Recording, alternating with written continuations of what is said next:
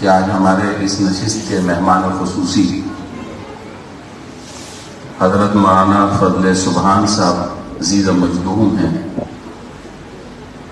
آپ motivational speaker, Islamic scholar, director الاثر foundation, امام و خطیب جامع مسجد یاسین لیاری. اللہ تعالیٰ نے بے شمار کمالات اور خصوصیات سے آپ کو نوازا ہے، اور مولانا کا یہ بڑا پن ہے کہ اتنی ساری مصروفیات کے باوجود عین وقت پر حضرت سے درخواست کی اور انہوں نے اس درخواست کو قبول فرمایا. اللہ تعالیٰ آپ کو جزائے خیر عطا فرمائے اور آپ کی زندگی میں اللہ تعالیٰ برکت عطا فرمائے. اللہ رب العالمین نے آپ کو قبولیت عامہ اور قبولیت تامہ سے نوازا ہے، جن کو سننے کے لیے دور دور سے لوگ آتے ہیں. آج ہماری سعادت ہے کہ ہم سب موجود ہیں اور مولانا وقت نکال کر تشریف لائے. اب میں بلا تاخیر حضرت سے درخواست کروں گا کہ وہ اسٹیج پر تشریف لائیں اور اپنے خیالات کا اظہار فرمائیں. الحمدللہ وکفا والصلاة والسلام علی من لا نبی بعد. اما بعد فاعوذ باللہ من الشیطان الرجیم. بسم اللہ الرحمن الرحیم. هل يستوي الذين يعلمون والذين لا يعلمون؟ وقال النبي صلى الله عليه وآله وسلم إنما بعثت معلما، أو كما قال عليه الصلاة والسلام. صدق الله مولانا العظيم وصدق رسوله النبي الأمي الهاشمي المدني الكريم، ونحن على ذلك لمن الشاہدین والشاکرین والحمد للہ رب العالمین. ہر لحظہ ہے مومن کی نئی آن نئی شان، کردار میں گفتار میں اللہ کی برہان. قہاری و غفاری و قدوسی و جبروت، یہ چار عناصر ہو تو بنتا ہے مسلمان. یہ راز کسی کو نہیں معلوم کہ مومن قاری نظر آتا ہے، حقیقت میں ہے قرآن.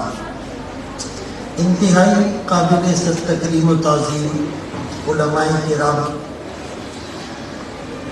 بزرگوں، بھائیوں، دوستوں اور میری آواز سننے والی باپردہ ماؤ بہنوں، آپ کے سامنے قرآن کریم فرقان مجید کی ایک آیت کریمہ تلاوت کی. غالباً سورہ زمر میں اللہ کریم فرماتے ہیں حل، کیا علم والے اور بے علم برابر ہو سکتے ہیں؟ یہ حل استفہام انکاری ہے. اٹ مینس کہ کبھی بھی برابر نہیں ہو سکتے. وما یستوی الاعمی والبصیر، بینا اور نابینا برابر نہیں ہو سکتے. ولا الظلمات ولا النور، اندھیرا اور اجالا برابر نہیں ہو سکتے. ولا الظل ولا الحرور، دھوپ اور چھاؤں برابر نہیں ہو سکتے. وما یستوی الاحیاء ولا الاموات، زندہ اور مردہ برابر نہیں ہو سکتے. اسی طرح علم والے اور بے علم بھی برابر نہیں ہو سکتے. اس کے دو مطلب اور دو زاویہ نگاہ ہیں. ہم کسی بھی چیز کو ایک پیراڈائم سے دیکھتے ہیں، حالانکہ ہر چیز میں دو بلکہ دو سے زائد پرسپیکٹو اور زاویہ نگاہ ہوتے ہیں. علم والے اور بے علم برابر نہیں ہو سکتے. ایک مطلب تو یہ ہے کہ اگر علم والا بھی گناہ کرے گا اور بغیر علم والا بھی گناہ کرے گا، دونوں کی سزا یکساں نہیں ہوگی، بلکہ علم والے کی پکڑ زیادہ ہوگی. جان بوجھ کر اور دانستہ اور معلومات رکھنے کے باوجود جو یہ گناہ کر رہا ہے، اس کی پکڑ بھی زیادہ ہوگی. اسی لیے علم والوں کو to be on the safe side, بہت زیادہ احتیاط کرنی چاہیے۔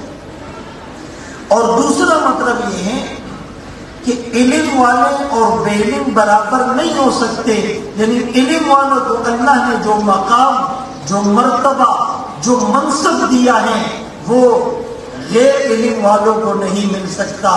یرفع اللہ الذین آمنوا منکم والذین اوتوا العلم درجات، جو ایمان لے آئے، جن کو علم دیا گیا، اللہ ان کے درجات کو بلند فرمائے۔ اور علم والوں کی فضیلت کا اندازہ اس بات سے لگایا جائے کہ اللہ نے جہاں اپنی گواہی اور فرشتوں کی گواہی کو ذکر کیا، اس کے ساتھ ہی اہل علم کی گواہی کو ذکر کیا۔ شہد اللہ انہ لا الہ الا ہو والملائکہ وَأُولُو الْعِلْمِ قَائِمًا بِالْقِسْطِ، کہ اللہ بھی گواہ ہیں، فرشتے بھی گواہ ہیں، اور علم رکھنے والے بھی گواہ ہیں۔ اور میں نے جو حدیث آپ کے سامنے پڑھی، ڈاکٹر ابو غدہ عبد الفتاح رحمہ اللہ نے ایک کتاب لکھی، اس کا نام الرسول المعلم واسالیبہ فی التعلیم۔ اس کی جو پہلی حدیث ہے، فرمایا آمنہ کے لال عبداللہ کے نور نظر، مکہ کے در یتیم، سرور کائنات، شافع محشر، وجہ کائنات، افضل الرسل، سید الانبیاء، سید الاتقیاء، امام المجاہدین، امام المبلغین، والا آلی کمالی جمالی نوالی عطائی ثنائی بیانی شانی قرآن محمد، منور مطہر معزز اعلیٰ عرفہ اکمل اور کامل نبی، وہ نبی جس نبی میں آدم کا خلق، شیس کی معرفت، نوح کا جوش تبلیغ، ابراہیم کا ولولہ توحید، اسماعیل کا ایثار، اسحاق کی رضا، صالح کی فصاحت، لوط کی حکمت، موسیٰ کا جلال، ہارون کا جمال، یعقوب کی تسلیم و رضا، داؤد کی آواز، ایوب کا صبر، یونس کی اطاعت، یوشع کا جہاد، دانیال کی محبت، الیاس کا وقار، یوسف کا حسن، یحییٰ کی پاکی، عیسیٰ کا زہد و تقویٰ، سلیمان کی سیاحت، ورفعنا لک ذکرک، جہاں کے سارے کمالات ایک تجھ میں ہیں، تیرے کمال کسی میں نہیں پر دو چار۔ آمنہ کے لال مسجد نبوی میں تشریف لاتے ہیں، دو حلقے لگے ہوئے ہیں، ایک حلقہ دعائیں مانگ رہا ہے، اللہ کو یاد کر رہا ہے، دوسرا حلقہ یتعلمون ویعلمون، سیکھنے سکھانے میں مصروف ہیں۔ آپ نے دونوں حلقوں کو دیکھ کر کہا کل علی خیر، یہ دونوں حلقے خیر پر ہیں، دونوں سے اللہ راضی ہیں، لیکن خود آپ انما بعثت معلما فرماتے ہوئے اس حلقے میں بیٹھے جو علم سیکھنے سکھانے میں مصروف تھا۔ آپ نے فرمایا مجھے ایک معلم بنا کر، ایک استاد بنا کر، ایک مدرس بنا کر، ایک مصلح بنا کر، ایک مبلغ بنا کر، ایک داعی بنا کر، ایک مقتدا بنا کر، ایک پیشوا بنا کر، ایک مینٹور بنا کر بھیجا گیا۔ I have said but as a teacher۔ میرے محترم دوستوں اور میری آواز سننے والی ماں بہنوں، یاد رہیں کہ آقا کی بہت سی نسبتیں تھیں، آپ نے اپنے لیے جس نسبت کا انتخاب کیا وہ معلم ہونے کی نسبت تھی، وہ علم کی نسبت تھی، تو علم کی اہمیت کے لیے اتنا بھی کافی ہے۔ اور دوسری ایک حدیث جو رسول اللہ صلی اللہ علیہ وسلم نے فرمائی، کیونکہ تکمیل قرآن کریم کا بھی موقع ہے، فرمایا خیرکم من تعلم القرآن وعلمہ، تم میں سب سے بہتر وہ ہیں جو قرآن سیکھیں اور دوسروں کو سکھائیں۔ اچھا، اس کے بھی دو مطلب ہیں۔ ایک مطلب تو یہ ہے کہ بھائی جو قرآن پڑھنے پڑھانے والا ہے وہ سب سے اعلیٰ ہے، وہ سپیریئر ہے، اور اس میں کوئی شک کی بات نہیں، خیر اس میں تفضیل ہے، اور وہ سب سے بہتر کے لیے آتا۔ یہی حدیث ہم لوگوں کو سناتے ہیں اور لوگ ہماری قدر کرتے ہیں کہ بھائی یہ علم والے ہیں، حافظ صاحب، قاری صاحب، عالم، مفتی، امام صاحب، دین کے دائی، لیکن اس کی جو دوسری جہت ہے جس کی طرف توجہ نہیں جاتی وہ یہ ہے کہ جو قرآن کریم پڑھے اور پڑھائے اس کو سب سے بہتر ہونا چاہیے، اس کی نماز سب سے الگ ہو، اس کی تلاوت سب سے الگ ہو، اس کا تقوی سب سے الگ ہو، اس کے اعمال میں جان اور دعائیں اور مراقبہ اور تہجد اور معاملات اور معمولات سب سے بہتر ہو۔ یہ مطلب ہے اگر قرآن پڑھنے پڑھانے کے بعد بھی ہمارے اندر تقوی نہیں آیا، قرآن پڑھنے پڑھانے والا بھی اگر اس دوران گناہ کرتا ہے، گناہ بولتا ہے، گناہ سنتا ہے، گناہ سوچتا ہے، گناہ کی پلاننگ کرتا ہے، اس سے بڑی بے ادبی کیا ہو؟ لوگ روزہ رسول پر جا کر سلام پیش کرتے ہیں، لیکن کچھ بدقسمت لوگ انٹر ہوتے ہی موبائل نکالتے ہیں۔ وہ مقام جہاں سانسوں کا شور بے ادبی ہے، جہاں فرشتے زور سے پر نہیں مارتے، ہم جس جگہ پر جانے کے قابل نہیں، ہمارے بہت سے اکابر نے کبھی مواجہہ شریف پر جا کر سلام پیش کرنے کی جرأت اور جسارت نہیں کی۔ کہاں یہ گناہگار، گناہوں میں ڈوبا ہوا انسان، جس کی آنکھیں بدنظری کی مشین، جس کی آنکھوں سے زنا ٹپکے، جس کے کان موسیقی کی پیپ سے بھرے ہوئے ہو، جس کی زبان جھوٹ بولنے کی مشین، جس کے ہاتھوں سے تکبر کی بو آئے، جس کی گردن اکڑی ہوئی اس میں سریا لگا ہوا ہو، جس کا دل اور دماغ گناہوں کا پروڈکٹر ہو، یہ گناہگار مواجہہ شریف پر جا کر پیش نہیں ہو سکتا۔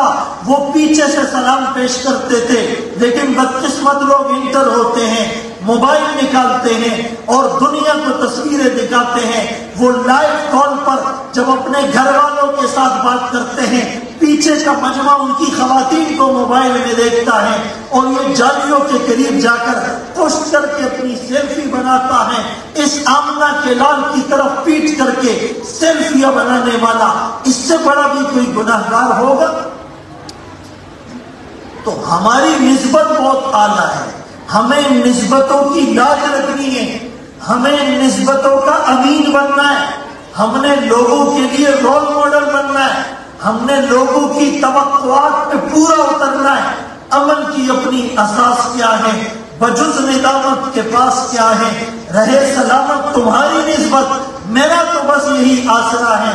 خیرکم من تعلم القرآن وعلمہ، جو قرآن پڑھے اور پڑھائے اس کو سب سے بہتر ہونا چاہیے۔ ایک بات تو یہ، اب آخری بات میں سمیٹنے لگا ہوں کہ علم ہے کیا؟ بھائی اسکول جانے والا، کالج جانے والا، یونیورسٹی جانے والا، لینگویج سیکھنے والا، کمپیوٹر انسٹیٹیوٹ جانے والا، وہ سب کہتے ہیں علم حاصل کر رہے ہیں۔ تو بھائی قرآن کریم کی جو سب سے پہلی آیات جو غار ہیرا میں بطور وحی کے نازل ہوئی، سورہ علق کی ابتدائی آیات، اقرا، یعنی 570 سال کے کمیونیکیشن گیپ کے بعد، فترت وحی کے بعد، انقطاع وحی کے زمانے کے بعد پہلا حکم معاشرے کی اصلاح اور سدھار اور ریفارمز کے لیے جو آیا وہ نماز کا نہیں، روزے کا نہیں، زکوٰۃ کا نہیں، حج کا نہیں، عمرے کا نہیں، تبلیغ کا نہیں، جہاد کا نہیں، پہلا حکم اقرا پڑھنے پڑھانے کا۔ اور بسم ربک الذی خلق میں اللہ نے علم کو ڈیفائن کیا، اللہ کی نظر میں، رسول اللہ کی نظر میں، کتاب اللہ کی نظر میں، رجال اللہ کی نظر میں علم وہ ہوگا جو خالق کی معرفت کرائے، خالق کی پہچان کرائے، ہمیں اللہ سے قریب کرے، وہ علم ہے۔ کبھی کبھی بخاری پڑھانے والا بھی اللہ کے قریب نہیں ہوتا، اور میتھ اور انگلش پڑھانے والا بھی اللہ کے قریب چلا جاتا ہے، سائنس پڑھانے والا بھی اللہ کے قریب چلا جاتا ہے۔ اور خلق الانسان من علق، اس نے پرپس آف کریشن کو بتلایا کہ بھائی علم کا مقصد تخلیق سمجھ میں آ جائے. اللہ نے کیوں پیدا کیا؟ ما خلقت الجن والانس الا لیعبدون. ایک تفسیر میں ہے الا لیعرفون. میں نے انسان اور جنات کو پیدا نہیں کیا مگر اس لیے کہ میری عبادت کرے. عبادت سے پہلے معرفت ہو. معرفت ہوگی تو خشوع اور خضوع والی عبادت کر پائے گا. جس کو پتا ہو کہ میں جس کا ملازم ہوں وہ مجھے دیکھ رہا ہے, میں اس کو دیکھ رہا ہوں, وہ کتنی کنسنٹریشن کے ساتھ استحضار کے ساتھ کام کرے گا. ان تعبد اللہ کأنک تراہ فإن لم تکن تراہ فإنہ یراک. احسان کے اسی درجے کو تصوف کہا جاتا ہے کہ اللہ کی عبادت یوں کرو کہ میں اللہ کو دیکھ رہا ہوں.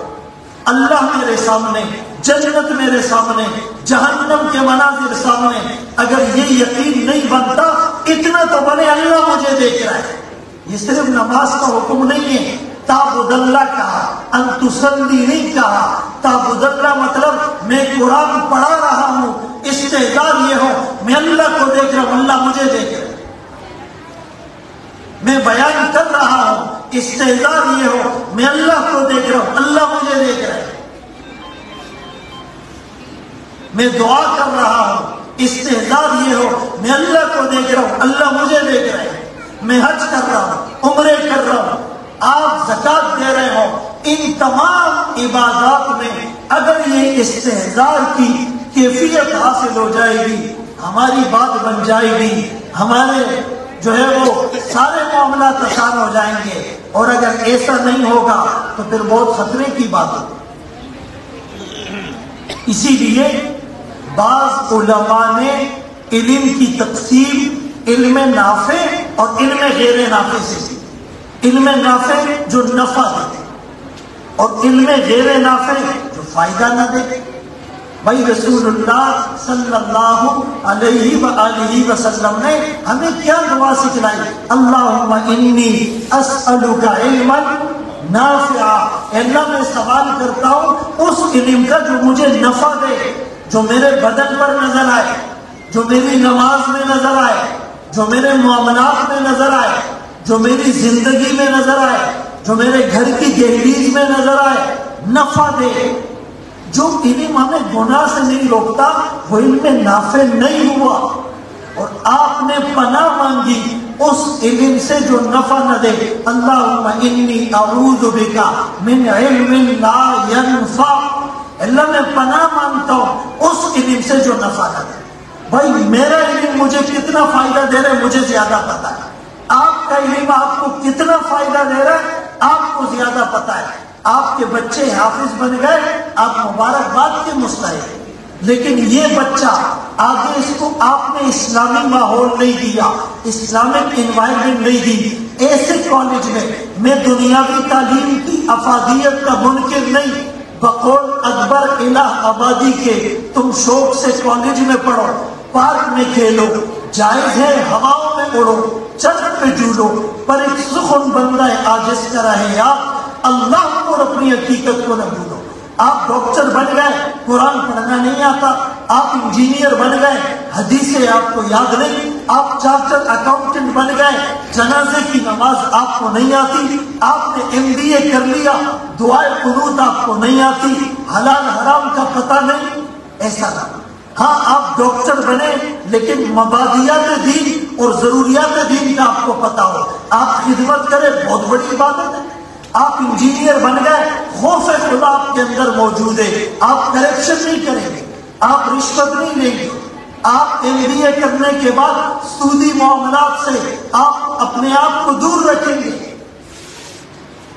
تو اگر آپ نے اپنے بچوں کو بھیجنا بھی ہے کالج اور یونیورسٹی کا انتخاب کرو, وہاں کانٹینٹ کیا ہے, کریکولم اور نصاب کیا ہے, پڑھانے والے مینٹور کون سے ہیں, پروفیسرز کون سے ہیں, وہاں ایتھیزم تو نہیں پڑھایا جا رہا، وہاں فحاشی اور قریانیت کے دلدل میں تو ہم نہیں دھکیل رہے، وہاں میوزیکل کنسرٹ تو نہیں ہوگا۔ اگر آپ نے ان چیزوں کی پرواہ کیے بغیر جسٹ اعلیٰ تعلیم کے لیے اور ہائیلی کوالیفائڈ بننے کے لیے اور اعلیٰ ڈگری حاصل کرنے کے لیے آپ نے انہیں بھیج دیا اور وہ وہاں گمراہ اور پرووک ہو گئے، قصور آپ کا بھی ہے، مجرم آپ کی، آپ کو سوچنا پڑے گا۔ اور اس کا بہتر حل یہ کہ آپ اپنے بچوں کو یا بچیوں کو حافظ بنانے کے بعد عالم بنائیں، عالمات بنائیں، دارالعلوم کراچی بڑے مدارس کا انتخاب کریں۔ میں تو سب کو کہتا ہوں جتنے بڑے مدارس کا انتخاب کریں گے وہاں جو تقویٰ ہے، وہاں جو نسبتیں ہیں، وہاں پر جو توجہ ہے وہ شاید بہت کم جگہوں پر ہو۔ تو اچھے مدرسے کا انتخاب کر کے جب آپ کا بچہ عالم بنے گا وہ حافظ بنا رہے گا، وہ قرآن بھولے گا نہیں، وہ مصلی پر قرآن سنائے گا، وہ بیانات کرے گا، اس کی داڑھی بھی پوری ہوگی، امامہ بھی پہنے گا، شریعت کا لباس بھی پہنے گا، اس کا گیٹ اپ دینی ہوگا۔ آپ نے حافظ بنانے کے بعد عالم نہیں بنایا، کسی بھی اسکول کالج یونیورسٹی میں بھیج دیا، ایک بچے کو ہاتھ پاؤں سے باندھ کر اور اس کو دریا میں پھینک کر بولو کپڑے گیلے نہیں کرنا، کیسے ممکن ہے؟ اسی لیے جب آپ اچھے ماحول میں بھیجیں گے تو آپ کی یہ محنت اور بچے کی یہ محنت رائے گاہ نہیں جائے گی، یہ باقی رہے گی۔ اللہ تعالیٰ ہم سب کو ان باتوں پر عمل کی توفیق نصیب فرمائے۔ اس ادارے کے جو روح روا، جو بانی مؤسس اور محتمم تھے، بہت بڑے اللہ کے ولی اور بہت بڑی علمی شخصیت، دارالعلوم کراچی جیسے ادارے کے اندر اپنی ساری صلاحیتیں اور پوری زندگی کھپانے والے، اللہ تعالیٰ ان کے درجات کو بلند فرمائے۔ اور یہ جتنے قرآن کے حافظ بنتے ہیں، بیانات ہوتے ہیں اور اصلاح ہوتی ہے، یہ سب انشاءاللہ ان کے لیے صدقہ جاریہ ہیں، اور جو ان کے جتنے بھی صاحبزادگان ہیں وہ پوری توجہ کے ساتھ، پوری صلاحیتوں کے ساتھ الحمدللہ میدان عمل میں موجود ہیں۔ آپ ان کے اوپر اعتماد کریں، آپ اپنے بچوں کو، بچیوں کو ان کے ادارے میں بھیجیں، آتی ہی رہے گی تیرے انفاس کی خوشبو، گلشن تیری یادوں کا مہکتا ہی رہے گا۔ وآخر دعوانا الحمدللہ۔